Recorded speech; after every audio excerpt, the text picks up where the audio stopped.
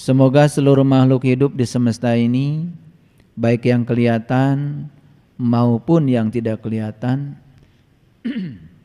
di setiap ruang dan waktu, di semua tingkatan, senantiasa hidup berbahagia. Kita doakan semoga makhluk-makhluk yang sedang berada di tingkatan rendah, dengan tubuh yang rendah, segera berevolusi memasuki tingkatan kesadaran yang lebih tinggi.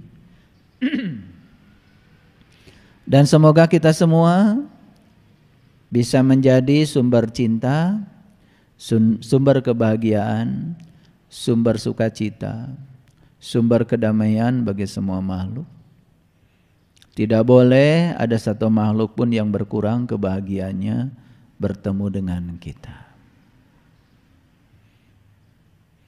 Ciri orang yang sudah menjadi sumber cinta, kehadirannya dirindukan. Dan ciri orang yang sudah menjadi sumber petaka, kehadirannya disesali. Ciri orang yang sudah menjadi sumber cinta, kepergiannya justru disesali. Ciri orang yang membawa petaka, kepergiannya malah disyukuri. Jadi ngukur hidup tuh gampang. Hidup kita ini sudah berhasil atau tidak, ukur saja. Apakah kehadiran kita di suatu tempat dirindukan atau disesali? Dari situlah kita bisa mengukur keberhasilan hidup. Karena itu yang nampak dan jelas bisa dilihat. Tapi kita sering tidak jujur karena kita sering menggunakan ukuran-ukuran yang subjektif. Ukuran-ukuran yang dibangun oleh diri kita sendiri sehingga lahirnya cuman merasa diri kita sudah paling benar, paling soleh, paling baik. Lalu kita mulai merendahkan orang lain yang dianggap buruk oleh pikiran kita sendiri. Padahal baik dan buruk itu sesungguhnya adalah produksi dari pikiran kita sendiri.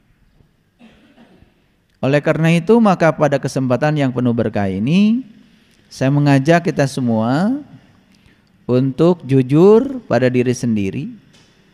Mari kita bermuhasabah setiap saat, melakukan refleksi secara cermat di sisa usia yang entah berapa lama lagi, karena saya percaya sepanjang kehidupan dipinjamkan kepada kita, sepanjang nafas masih dipinjamkan kepada kita, sepanjang napas yang keluar balik lagi ke tubuh kita, berarti semesta sesungguhnya masih akan menggunakan kita sebagai kepanjangan tangannya.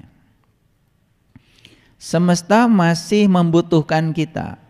Semesta masih akan memerankan peran kita dalam kehidupan ini. Sekecil apapun peran kita itu penting. Yang kacau adalah ketika kita merasa diri sebagai yang paling penting.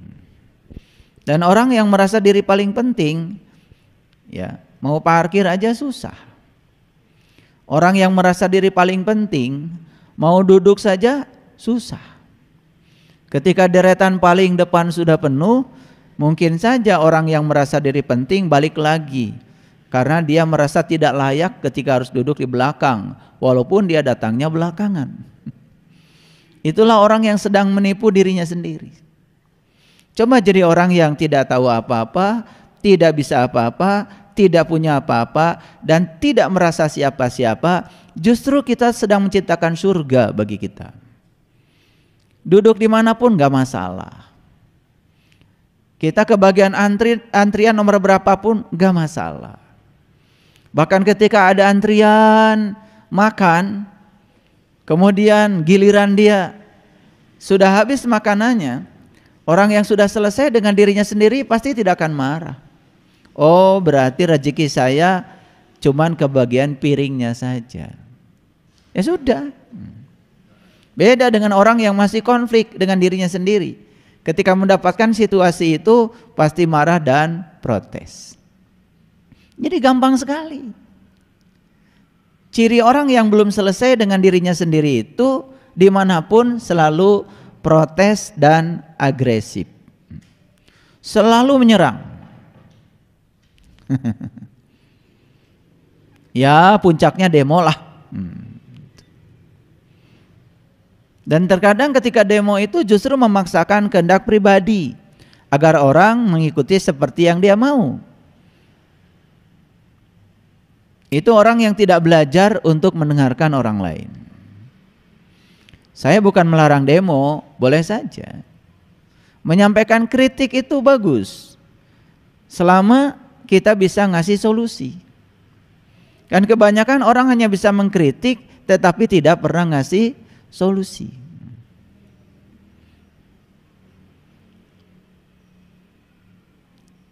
Oleh karena itu mari kita bersyukur hari ini kita dikumpulkan oleh semesta di tempat ini.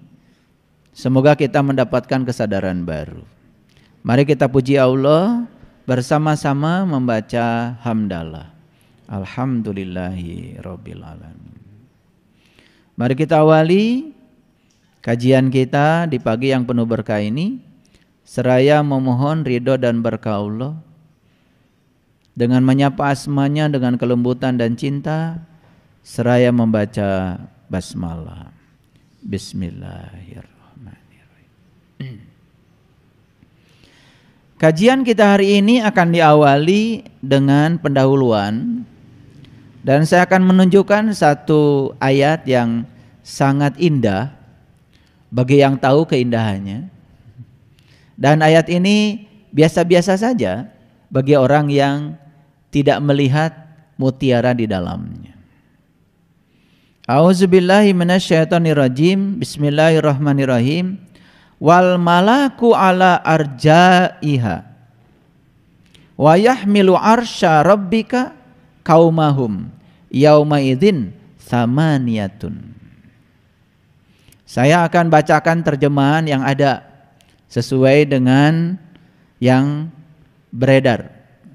Ini saya ambil dari Quran digital resmi ya, dari Departemen Agama.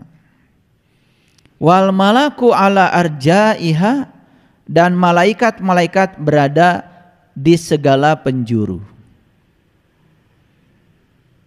Wa yahmilu arsya rabbika qaumahum yauma idzin samaniyatun.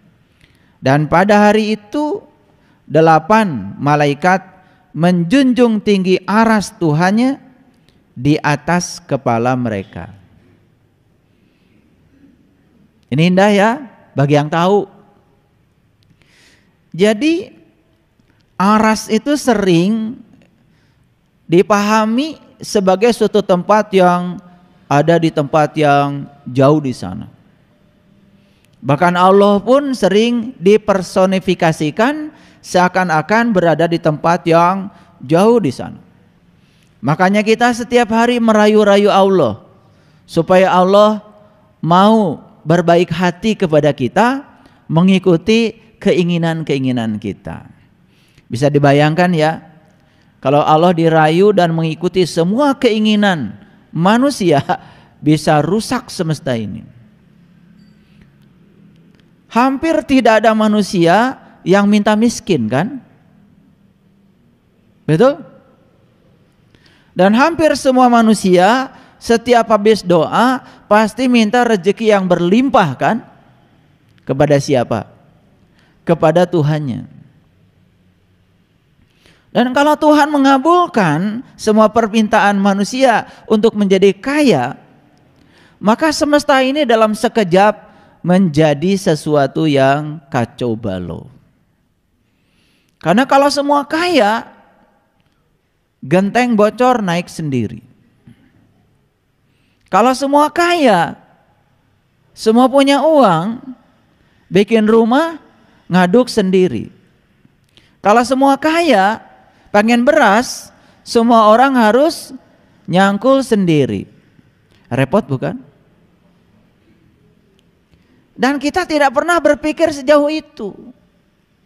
Dan seakan-akan Tuhan itu menjadi, kehidupan menjadi baik kalau Tuhan mengabulkan semua permintaan manusia. Dan ketika Tuhan mengatur permintaan manusia sedemikian rupa, malah kita berburuk sangka kepada Tuhan, seakan-akan Tuhan itu tidak mendengarkan doa kita. Betul apa tidak?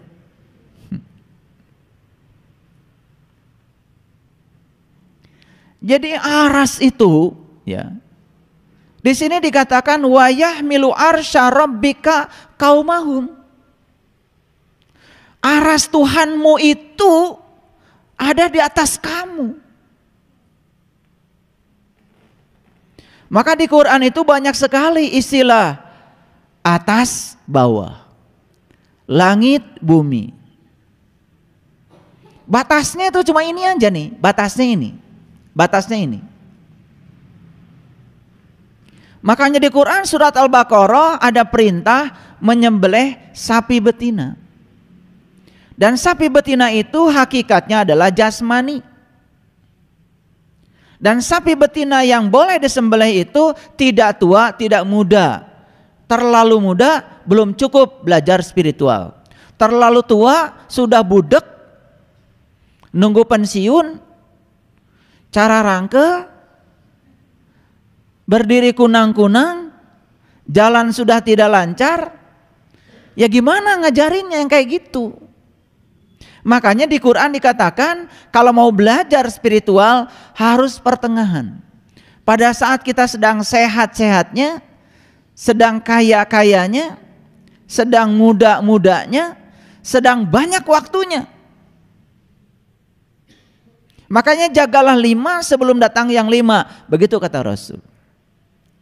Lalu ciri selanjutnya sapi betina yang harus disembelih itu warnanya kuning tua.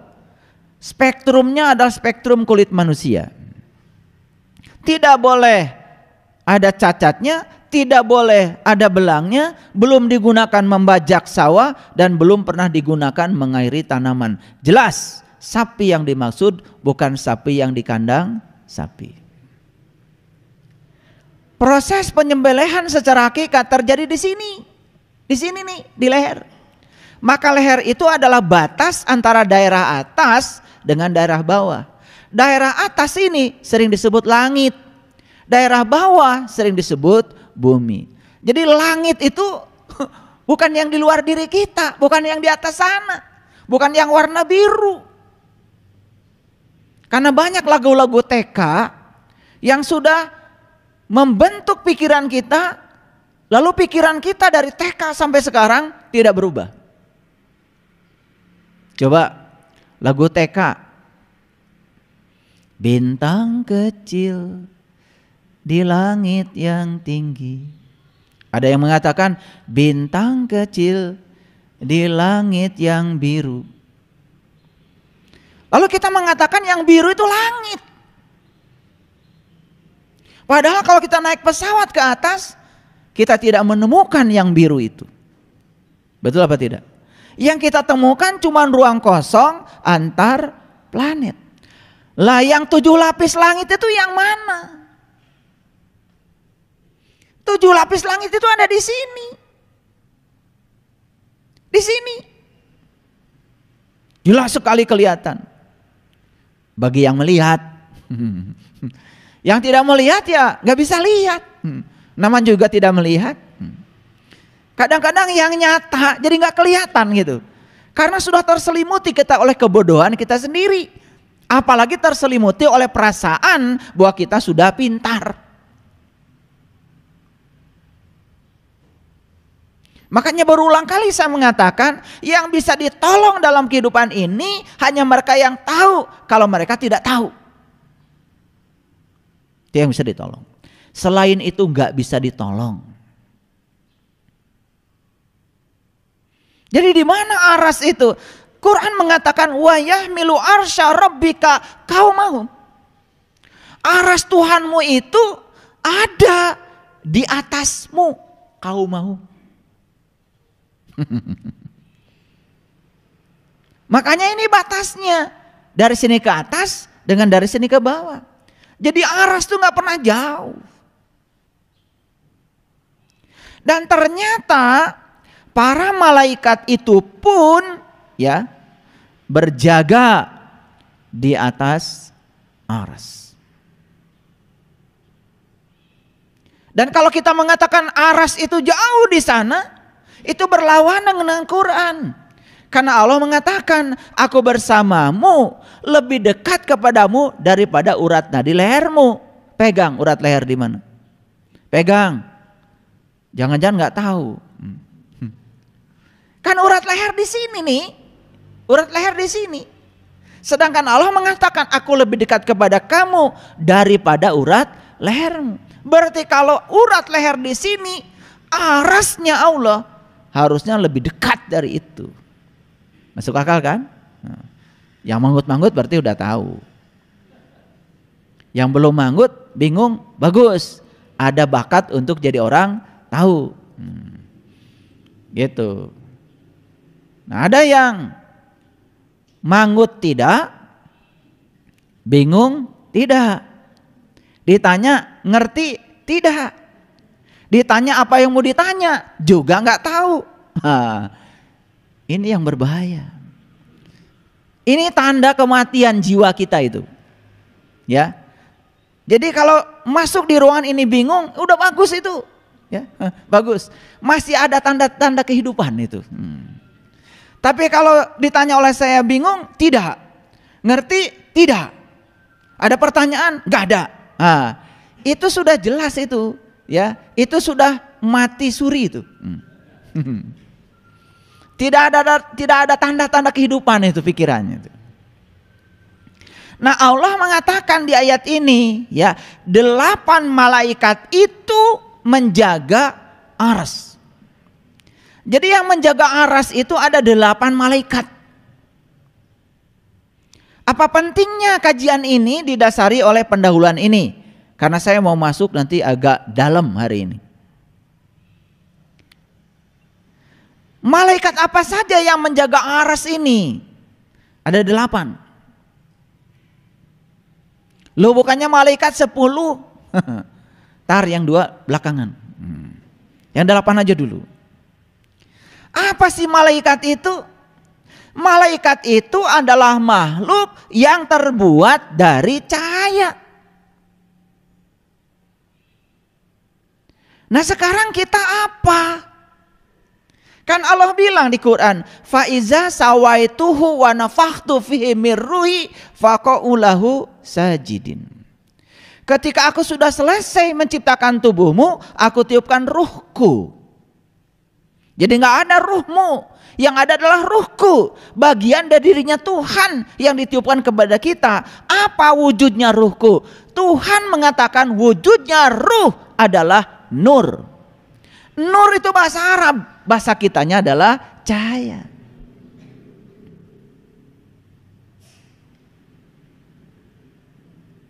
Jadi malaikat itu makhluk yang terbuat dari cahaya. Sedangkan diri kita yang sejati kan ruhku. Sedangkan ruhku wujudnya adalah cahaya. Jadi siapa malaikat? Bingung kan? Nah, kalau tidak bingung berarti sudah kosong tuh. Kalau masih bingung karena kita masih menganggap malaikat itu suatu entitas yang keluar dari diri kita. Setan itu suatu entitas yang keluar dari kita. Jadi banyak makhluk tuh. Ada manusia, ada setan, ada malaikat. Bingung kan? Iya. Padahal malaikat di sini, setan di sini, manusia di sini, Adam di sini, Hawa di sini, semua ngumpul di sini. Bagi yang tahu, kelihatan jelas. Jelas sekali kelihatan. Makanya setan itu kan sering ya diasosiasikan sebagai sesuatu yang suka membisik. Kalau membisik jaraknya jauh apa dekat?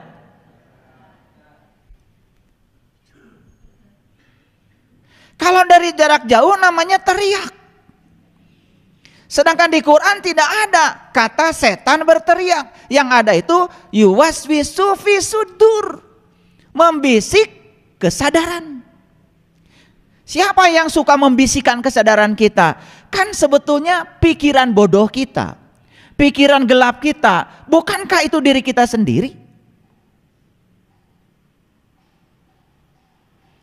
nanti malam mau bangun jam 2, pasang alarm. Tepat jam 2. Yang mengatakan nanti malam mau bangun jam 2 itu kesadaran. Kamu yang sadar. Jam 2 alarm bunyi. Begitu bunyi, ada yang bisik, tiris. Tidak banyak bisiknya, cuman tiris. Bisa saja bisiknya cuma lebih sederhana lagi, tunuh.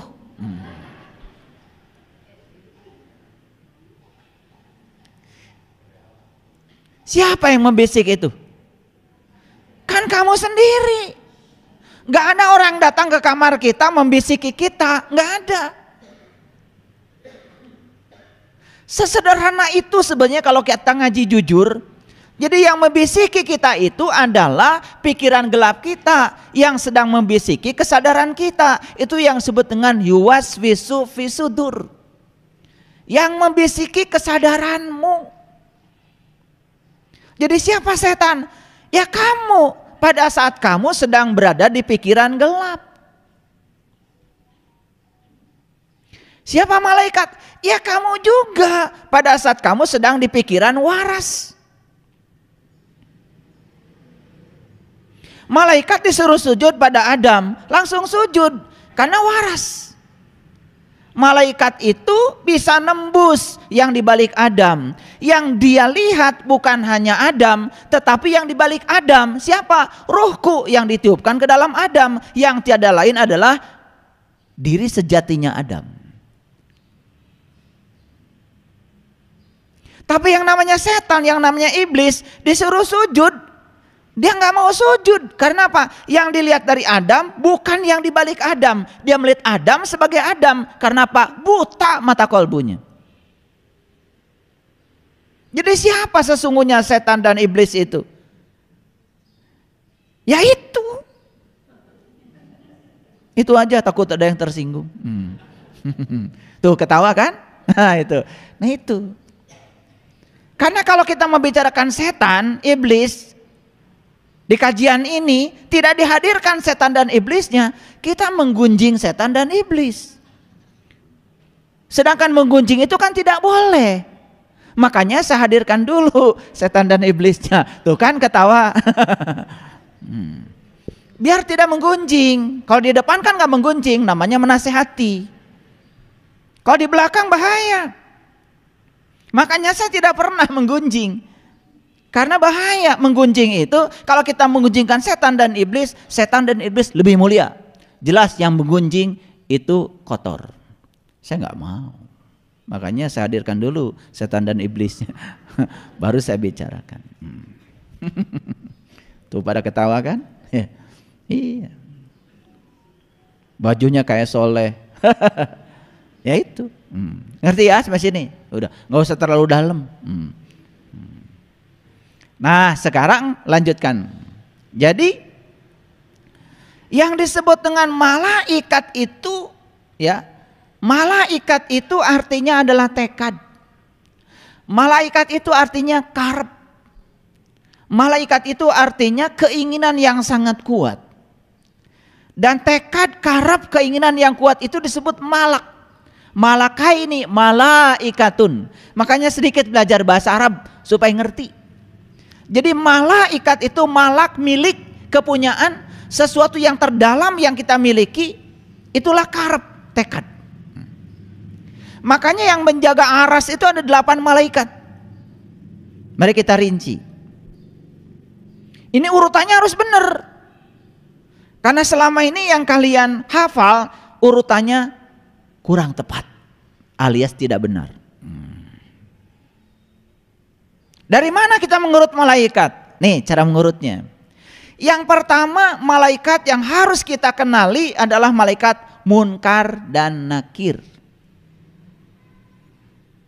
Itu dulu. Siapa dia?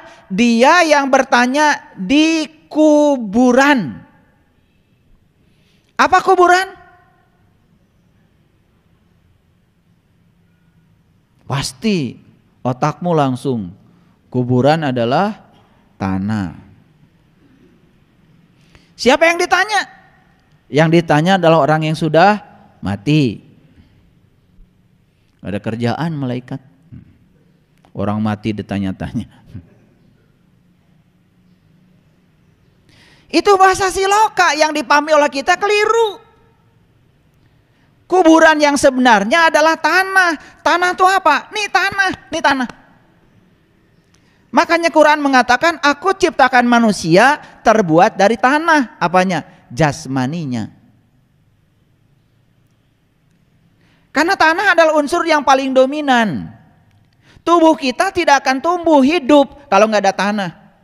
Karena kalau nggak ada tanah, jelas nggak ada tahu. Kalau nggak ada tanah, jelas nggak ada tempe. Kalau nggak ada tanah, jelas nggak ada daging karena nggak ada rumput. Kalau nggak ada tanah, jelas nggak ada kecap. Nggak ada tanah, jelas nggak ada nasi. Semua itu yang kita makan itu berasal dari tanah. Unsur pembantunya, suplemennya adalah air, udara, matahari, sumber api. Tetapi unsurnya yang paling utama adalah tanah. Makanya kita terbuat dari tanah. Setuju sampai sini? Ya, kita ini terbuat dari apa yang kita makan. Gak pusing kan? Makanya bentuk tubuhmu ditentukan oleh mulutmu.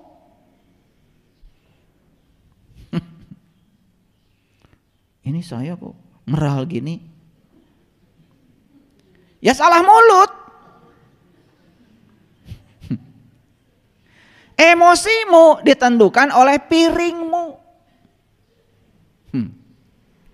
Makanya damai dimulai dari piring. Karena orang yang di piringnya masih makan, masih makan daging merah, masih makan gulai kambing, masih makan sate kambing, semua serba merah. Saya yakin emosinya juga merah, pikirannya juga merah, rapotnya merah. Sepanjang dia masih membunuh dan menyakiti untuk kelangsungan hidupnya, maka dia menanggung karma yang besar dalam perjalanan hidupnya. Makanya orang-orang yang sadar mengambil pilihan untuk mengambil makanan yang karmanya lebih sedikit. Makanya makan buah dan sayur. Ini penting nih supaya ngerti. Jadi mulut dan piring itu bahaya kalau nggak dikontrol. Makanya kedamaian mulailah dari piring. Dari situ mulai kedamaian. Makanya orang yang sudah makannya bersih, makannya sayur, makannya buah, sudah menghindari makanan-makanan yang berasal dari membunuh binatang lain, itu sudah mulai itu karmanya sedikit. Pasti mulai damai itu. Itu diajarkan leluhur kita. Makanya di tanah Parahyang itu pa itu artinya tempat, ra itu cahaya, hyang itu leluhur, Parahyang tempat leluhur yang bercahaya. Di sini nih diajarkan kita oleh leluhur kita makan makanan yang langsung dari alam. Makanya ada peribahasa gampang punya istri orang Sunda. Aburkeun we ka kebon pasti dahar. Iya, makanya orang Sunda terkenal dari dulu kulitnya bagus. Yang bagus maksudnya. Karena apa? Sudah terbukti kalau makanan-makanan yang mentah, lalab-lalaban itu terbukti tanpa terpengaruh oleh panas api, ternyata itu bisa menimbulkan regenerasi sel. Leluhur kita udah sampai situ.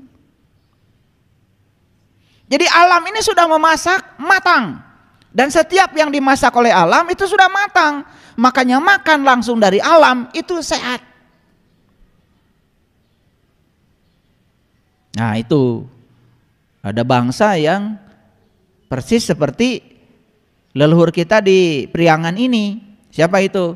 Orang Jepang. Mereka lebih suka makanan yang langsung dari alam, tanpa dimasak. Ternyata itu lebih sehat. Terbukti di Okinawa rata-rata umur orang sana di atas 100 tahun. Jadi yang menentukan umur tuh kita juga sebetulnya, ya. Tergantung cara hidup kita. Nah, kalau hidup sudah sehat kemudian meninggal, ya sudah, itu baru kita berbicara takdir. Jangan bicara takdir dulu kalau belum benar hidupnya. Ya. Makan segala, ya, akibatnya apa? Darah kita jadi kotor, kemudian kita sudah takdir. Tidak begitu cara memahami takdir. Ya. Sampai sini ngerti? Mana kuburan? Ini. Kalau ada kuburan, ada yang dikubur dong. Makanya orang Sunda bilang aya kurung, aya kuring. Nah, kuring teh nu kakurung. Makanya orang Sunda bilang jisim abdi. Gitu. Jisim itu jasad, abdi itu kuring. Makanya Kira sering mengatakan cekuring oge. Tuh. Tidak pernah mengatakan cekurung oge, dah kurung mah bukan diri kita. Diri kita yang sebenarnya kuring. Kurung mah anu ngurungan kuring. Itu yang disebut dengan diri sejati. Hebat leluhur kita mah.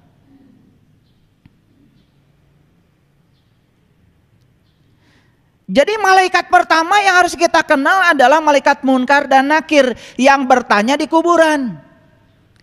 Pernah nggak kalian bertanya, kenapa di kuburan harus ada 2 malaikat? Apa nggak cukup 1 malaikat? Pernah nanya? Pasti nggak nanya. Udah dijamin oleh saya pasti nggak nanya. Apa kata orang yang ikut aja? Kan begitu? Nah itulah saya tuh menjadi aneh karena saya tuh apa saja ditanya. Ternyata apapun yang saya pertanyakan pada semesta, semesta ngasih jawaban. Karena jawaban hanya diberikan kepada mereka yang mau bertanya. Siapa yang mencari akan mendapat. Siapa yang mengetuk pintu maka pintu akan terbuka. Yang tidak pernah bertanya tidak akan pernah dialiri jawaban. Bertanya itu cuma kelihatan bodoh 5 menit kok. Tapi selanjutnya akan pintar selamanya kalau mau bertanya. Itulah kita. Di kubur itu katanya ada 2 malaikat yang bertanya. Saya waktu kecil umur belasan tahun udah nanya sama bapak saya. Pusing bapak saya tuh kalau ditanya sama saya. Kenapa pak? Ya, yang nurunkan hujan cuma 1, malaikat Mikail. Padahal yang harus dihujani banyak. Ini yang nanya di kubur cuma 1 tapi 2. Bingung bapak saya. Makanya saya titipkan ke pesantren. Saya tanyakan lagi sama ustadz yang dititipi. Saya tanya lagi, bingung lagi dia. Dipulangkan dari pesantren. Nasib saya begitu, terombang ambing saya dulu. Dan ketika saya bertanya pada diri saya, sejujurnya malah saya diasingkan. Saya sebetulnya pernah tidak nerima lah dengan kehidupan ini. Masa saya nggak boleh nanya gitu? Maka saya tidak boleh ngerti. Dan saya tidak mau seperti kebanyakan orang. Karena saya ingin menjadi diri saya sendiri. Ini judul kita hari ini. Makan judul kita hari ini adalah ini nih. Lupa saya ngasih judul ya. Gak apa-apa. Biasanya diingatkan ketika sudah jalan. Judul kita hari ini adalah jadilah seorang mahakarya. Hapus gagasan menjadi seseorang. Jadi yang disebut dengan mahakarya itu bukan yang bikin patung, bukan yang bikin gedung, bukan yang bikin pesawat. Seorang mahakarya bagi saya adalah mereka yang sukses menjadi dirinya sendiri. Stop menjadi seseorang. Nah, ketika saya ingin menjadi diri sendiri, menyampaikan pertanyaan-pertanyaan kritis seperti itu, malah saya harus terasing dari kehidupan. Karena yang namanya ngaji dari kecil ya sudah. Belajar ihfa, belajar idgham, biguna, bilaguna. Belajar itu. Belajar ikro yang namanya ngaji. Di otak saya yang namanya ngaji bukan itu. Kalau itu kan baca. Bagi saya baca belum ngaji. Dan lucunya kita kalau sudah baca kitab suci merasa sudah ngaji. Padahal ngaji itu kan mengkaji. Kalau saya cuma baca belum tentu mengkaji. Itu dari umur belasan tahun saya sudah begitu. Saya nanya perkara kenapa di dalam kubur itu ada 2 malaikat. Saya tanya udah keliling dunia Bapak Ibu. Akhirnya karena saya tidak puas, ya sudah. Saya tanya aja sama Allah. Tolong Allah, kasih jawaban. Saya ingin mengerti. Dan ternyata intuisi hidup. Begitu intuisi hidup, semua pertanyaan itu terjawab tanpa kata-kata. Tiba-tiba mengerti.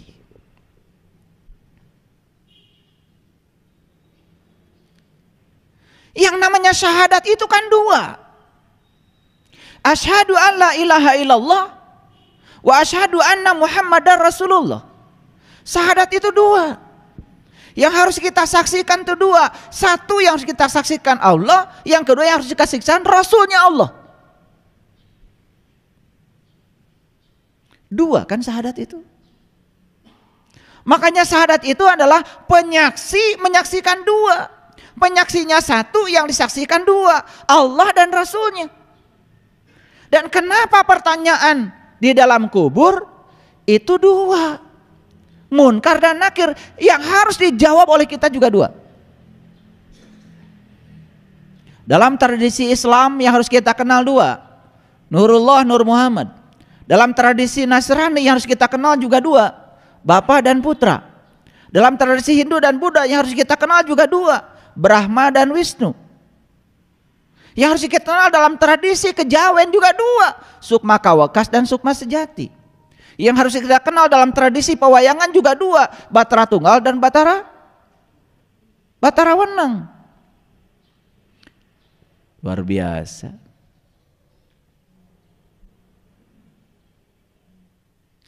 Karena saat Allah meniupkan ruhku ke dalam diri kita itu 3. Maka di Quran dikatakan laqad kafaral ladina qalu innallaha salisu salasa. Sungguh tertutuplah orang-orang yang mengatakan bahwa Allah salah satu dari yang 3. Gak boleh salah satu, harus gumulung manunggal. 3 itu apa? Yang menyaksikan dan disaksikan. Yang menyaksikan 1, yang disaksikan 2. Makanya pertanyaan dalam kubur ini ada 2. Makanya malaikatnya ada 2. Kalian mah tinggal enak dengar saya bicara. Saya belasan tahun mencari jawaban ini. Dan saya berikan langsung di sini. Harusnya bayar. Enggak, saya cuma bercanda. Karena kata Rasulullah, ilmu ini jika ditawarkan kepada mereka yang tidak mencarinya, gratis saja belum tentu mau. Dan ilmu jika ditawarkan kepada mereka yang mencarinya, ditukar dengan gunung emas, dia akan mengatakan tak sebanding. Makanya ada beberapa orang yang baru dibuka mata kalbunya, kemudian bilang sama saya, tidak ada lagi kata-kata yang pantas untuk diucapkan. Kata terima kasih tidak cukup katanya untuk menyampaikan itu. Karena apa? Kebahagiaan yang luar biasa. Karena bisa menjawab pertanyaan munkar dan nakir. Apa pertanyaan munkar dan nakir? Kan man rabbuka. Kan itu. Man rabbuka, siapa Tuhanmu? Dan kita tidak akan bisa menjawab siapa Tuhanmu kalau kita tidak tahu siapa Rasul kita. Karena yang bisa mengantarkan kita kepada Allah itu Rasul.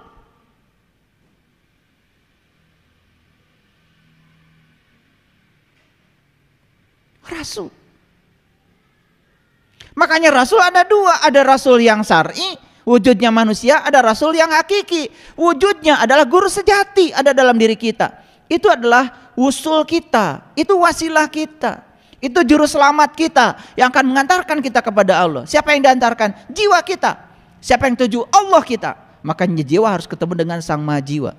Jadi sebetulnya kita ini sedang melakukan perjalanan. Syarat untuk melakukan perjalanan jelas. 1 harus ada jalan. Setuju? Awas, Catat. Syarat untuk melakukan perjalanan satu, harus ada jalan.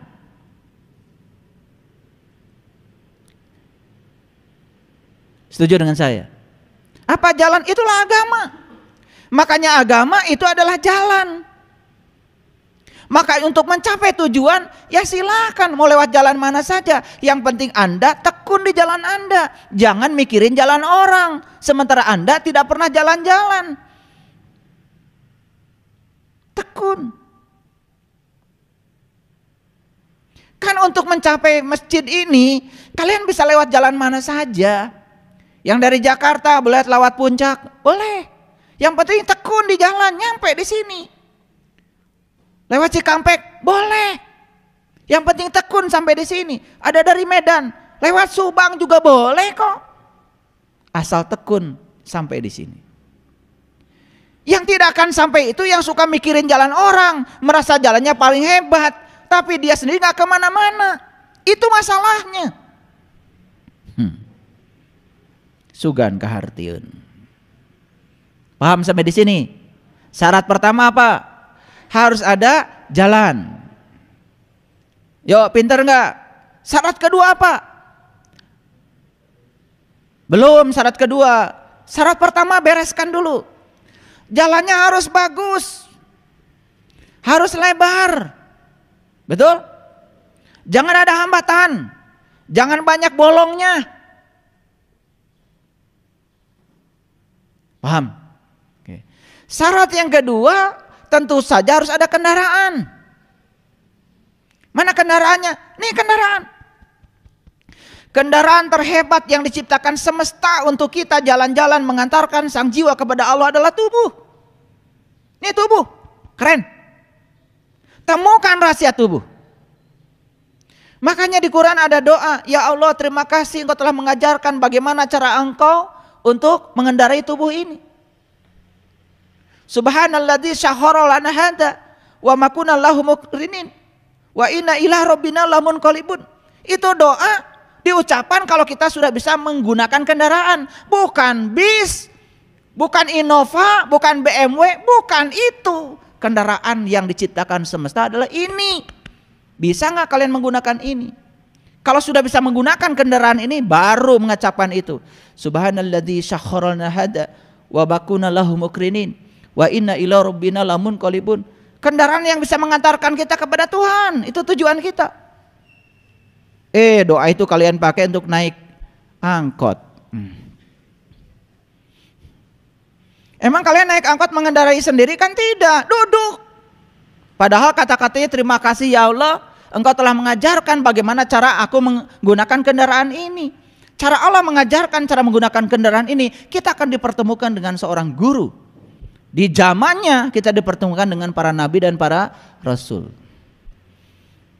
Ngerti sampai sini? Satu harus ada apa? Jalan. Dua harus ada kendaraan. Makanya ini kendaraan jaga. Kalau harus makan Pertamax ya Pertamax. Kalau harus makan Pertamina Dex, Pertamina Dex.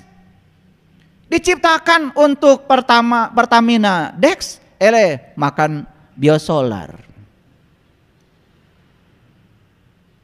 Ya kalau kita salah makan ya hancur tubuh ini. Makanya pelihara. Makan itu harus menggunakan rumus. Rumus makan tuh 3J. 1, jadwalnya harus benar. 2, jenisnya harus tepat. Yang ketiga, jumlahnya harus tahu diri. Jangan mentang-mentang enak nambah terus. Tambah.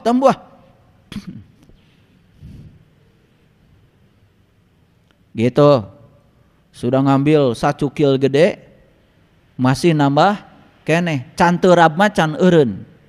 Bagaimana? Kan sepertiga harus air, sepertiga baru padat, sepertiga udara, supaya tubuh ini jadi kelihatan ideal. Ya, murid saya nggak boleh tubuhnya gendut. Maaf ya.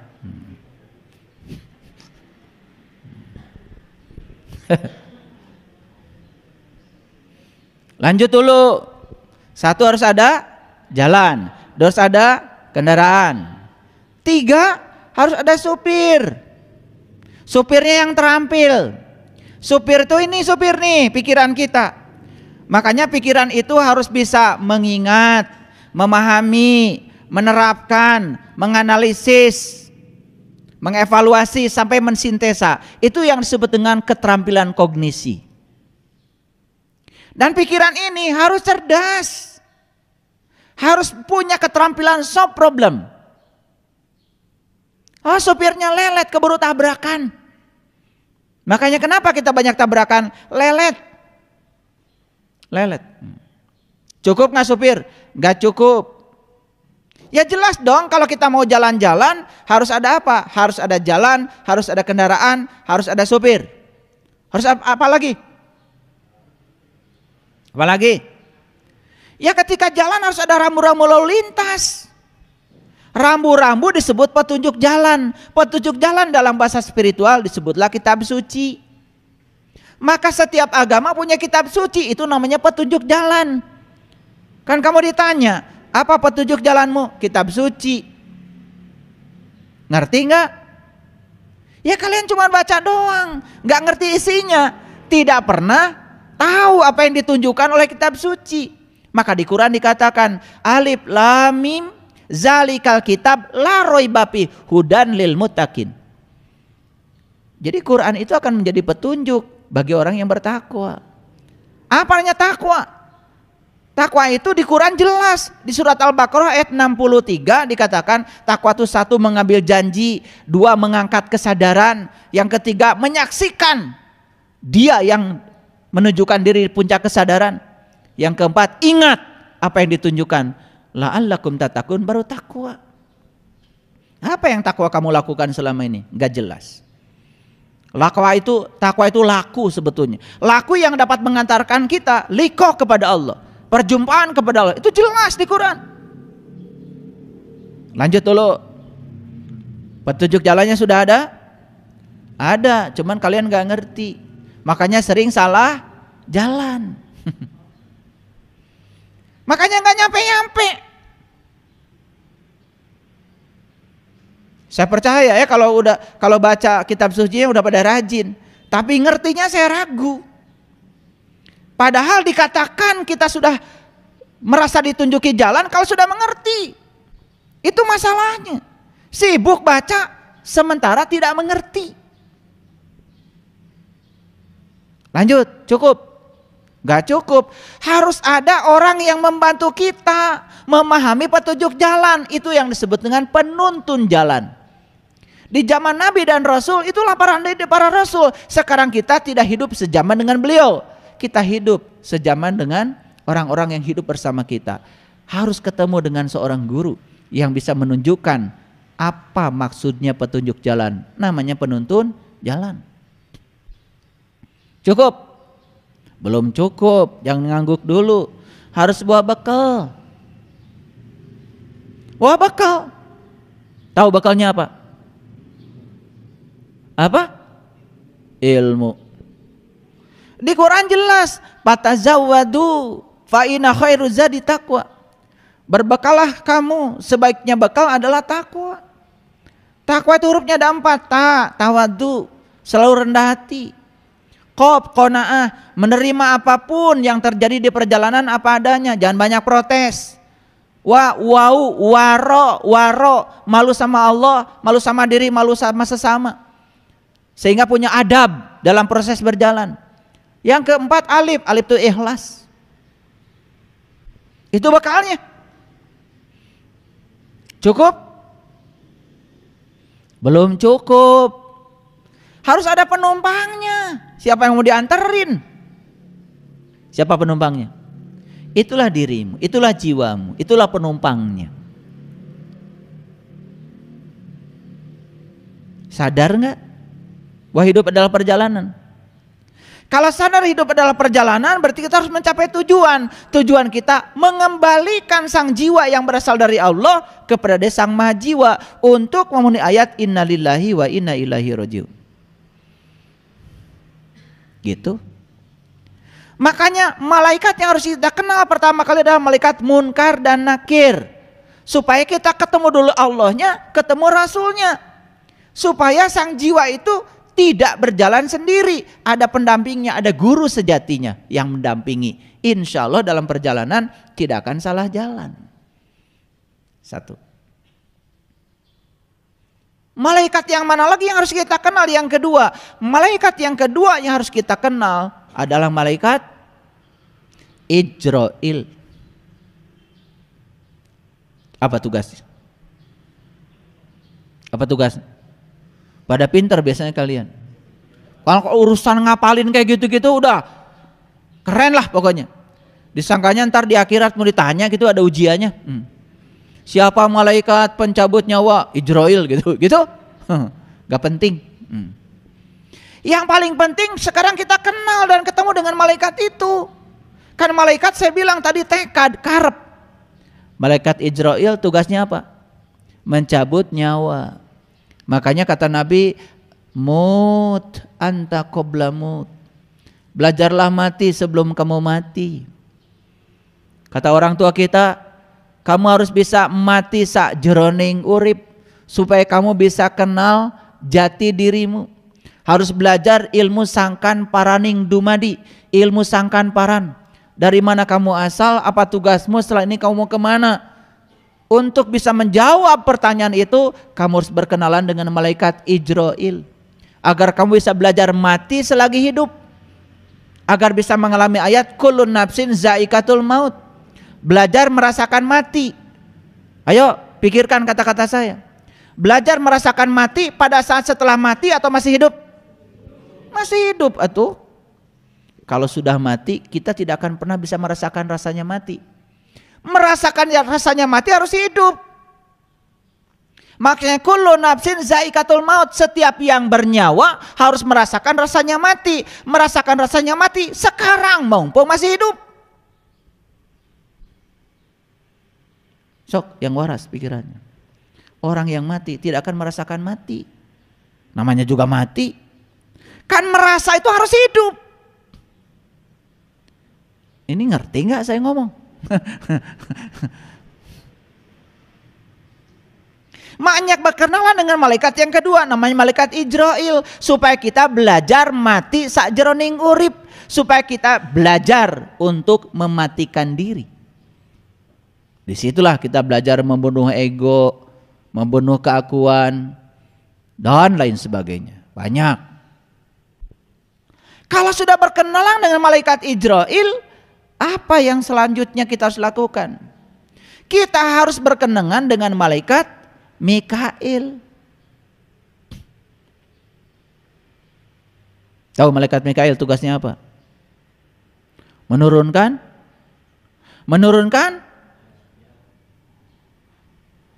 rezeki. Apa sih rezeki yang paling besar, yang paling agung apa? Duit? Harta gitu? Ya Allah. Jangan cari uang, cari yang punya uang. Jangan cari rumahnya, cari yang punya rumah. Li ilafi Quraisy ilafihim rihlatas sitai wasaif falyambudu rabb hadzal bait. Jangan sembah rumahnya, sembah yang punya rumah. Jangan cari uangnya, cari yang punya uang. Kalau kamu cari yang punya uang, kamu akan dapat dua, dapat yang punya uang dan dapat uang. Kalau kamu cari uang, uang itu hanya bayangan kamu, uangnya nggak dapat, yang punya uang juga tidak kamu dapat. Makanya dalam hidup cuma dua, dapat dua-duanya atau nggak dapat dua-duanya. Lanjut. Jadi yang ketiga apa? Malaikat Mikail. Siapa malaikat Mikail? Yang menurunkan rezeki, betul. Rezeki yang paling agung ya Allah. Mau cari apa?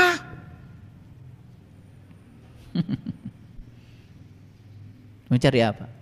Maka di Quran dikatakan laisa alaikum junahun antabtagu fadlam mirabbikum. Tidak ada dosa bagi kamu mencari karunia dari Tuhanmu.